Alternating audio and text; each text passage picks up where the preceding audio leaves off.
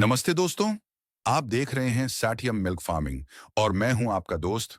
आज की इस वीडियो में हम आपको दिखाने वाले हैं हमारी HCF गाय की डेली केयर। अभी आप देख सकते हैं हम अपनी गाय को अच्छे से नहला रहे हैं। गाय को साफ रखना बहुत जरूरी होता है क्योंकि साफ सफाई से गाय हेल्दी रहती है और बीमारियां कम होती हैं। दोस्तों, हमारी यह गाय HCF ब्रीड की है और इसका दूध प्रोडक्शन अच्छा है। लेकिन सिर्फ ब्रीड होने से कुछ नहीं होता, सही देखभाल बहुत जरूरी होती है।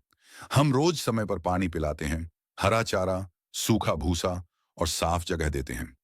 अब देखिए, नहलाते समय हम ध्यान रखते हैं कि पानी ज्यादा ठंडा ना हो और गाय को आराम से नहलाया जाए। इससे गाय को स्ट्रेस नहीं होता और वो कंफर्टेबल रहती है। गाय को नहलाने से उसकी स्किन साफ रहती है, टिक्स और गंदगी हट जाती है और गाय फ्रेश महसूस करती है।